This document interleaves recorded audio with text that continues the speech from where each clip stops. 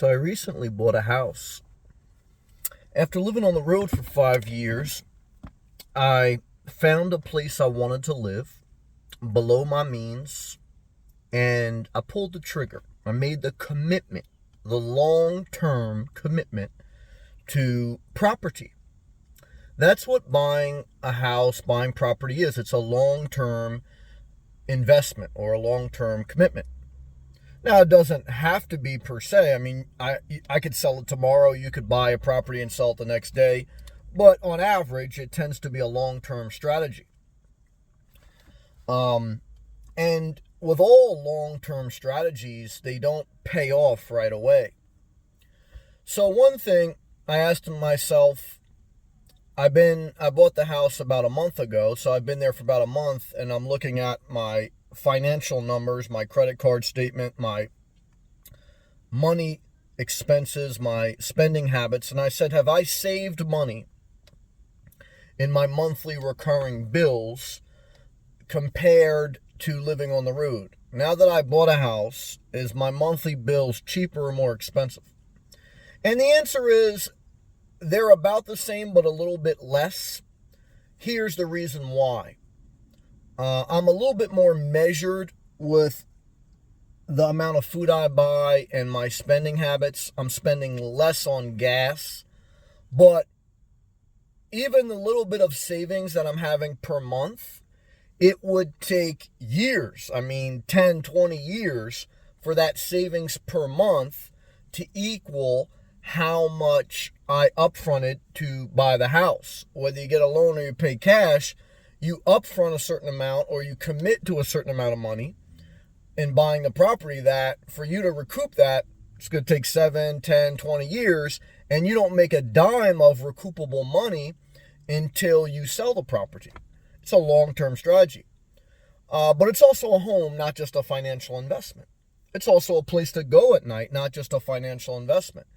It's also not, having that money in a savings account, whether it's your down payment or your cash, you could look at it, and I think it's good to look at it, but you can't sleep in it. A house you can sleep in, a house you can go to, a house you can use. Money in an account can be help. It's a blessing to have money in account, and you need a certain amount in account, but, you can't swim in it. You can't live in it.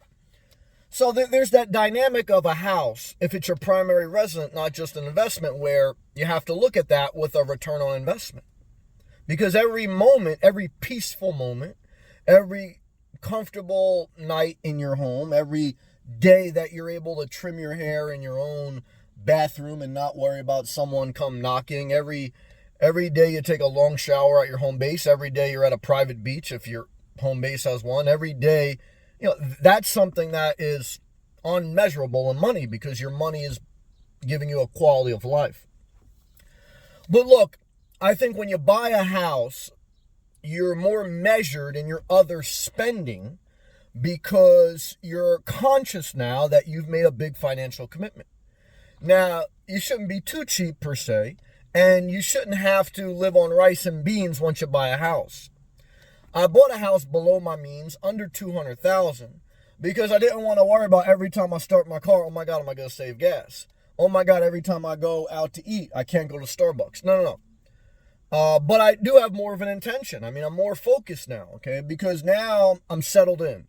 When I was living on the road, just like, you're just out there, man. You spend extra, you do extra because you have more to waste.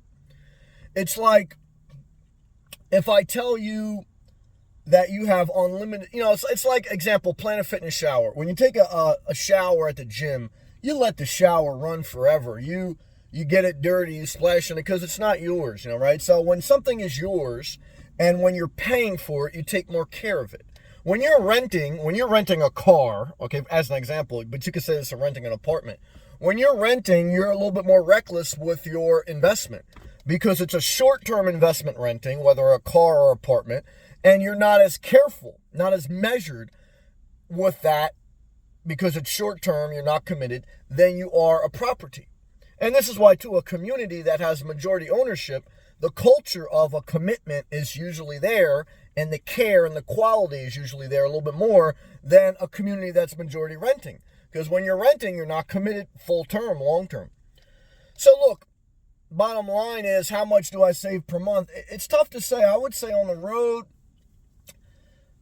I was probably spending between $2,000 and $2,500 per month in bills, food, gas, expenses, all my, insurance, cell phone, everything. So, again, it's only been a month.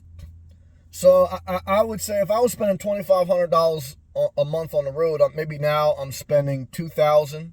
If I really wanted to, I could cut my bills down to $1,200 per month. Everything, food, housing, because my housing costs are about $400 or $500 a month. My food cost, I probably spend now, instead of $50 a day, I probably spend around $30 to $40 a day. So I save $10 there. And I could save more if I really, got more measured and just cooked at home and didn't do certain things. But I don't want to do that.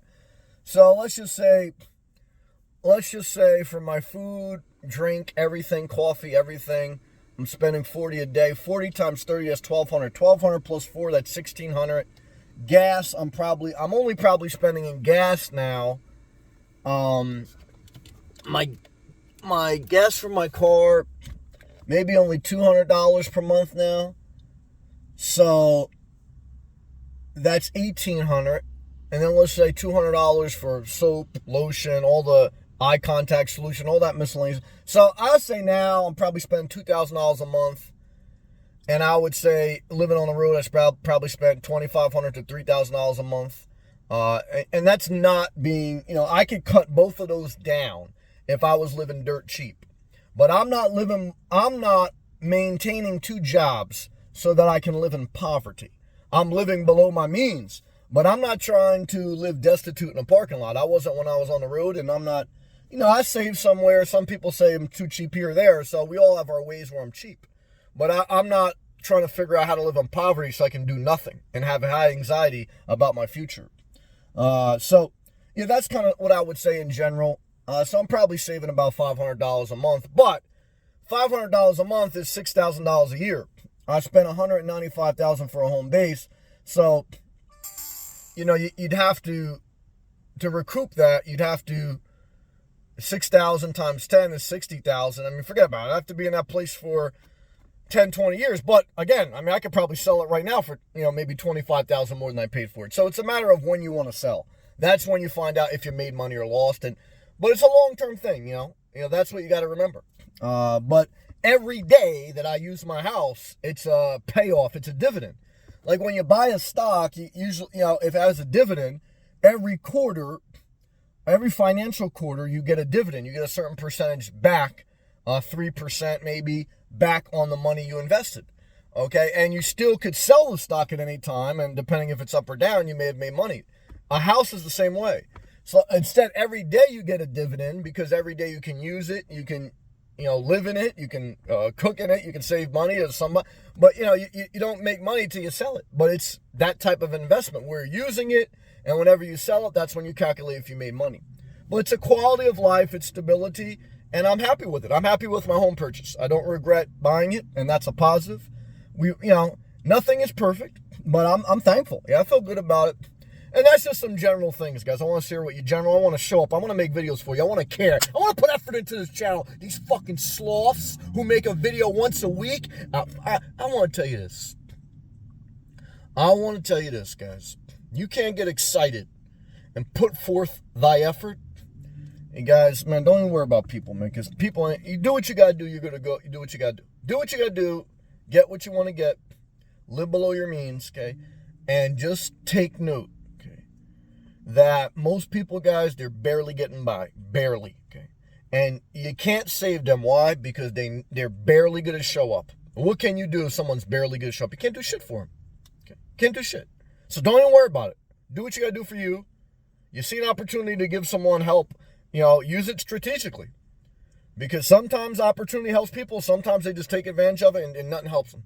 So I want to tell you this. If you want to volunteer, volunteer. But do a main job first. Why?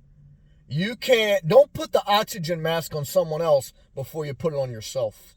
When you're in a plane, they tell you if it goes down, put the oxygen mask on yourself first, and then help other passengers. You fucking people volunteering with no job, fuck you, okay? You're lazy sloth. I love you. I'll see you next video.